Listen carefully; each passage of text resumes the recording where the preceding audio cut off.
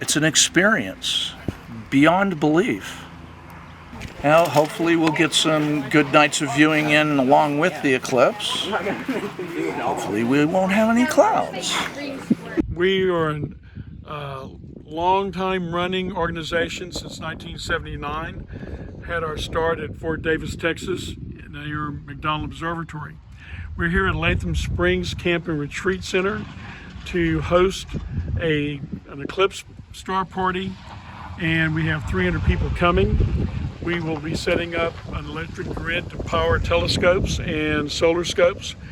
We have fun activities being put on by the Latham Springs people, and we also have evening speakers and afternoon speakers, dignitaries coming in to discuss their product.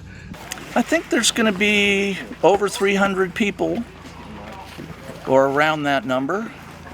Some will be coming just specifically for the eclipse. Some of us are TSP regulars that are going to be set up viewing and imaging and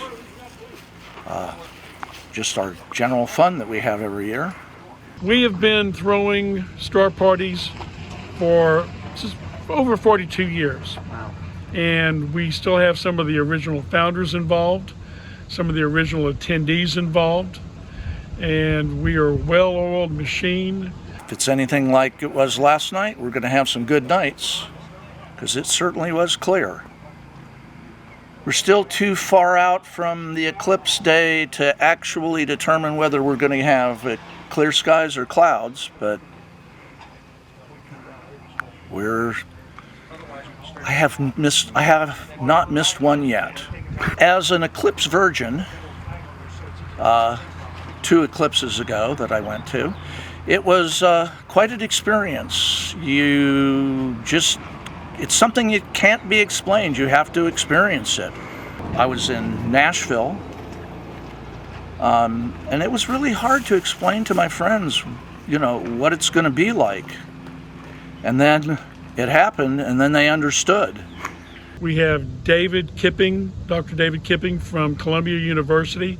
He's a researcher of exomoons and exoplanets. So he'll be talking about how they discover those objects and what that importance is to us.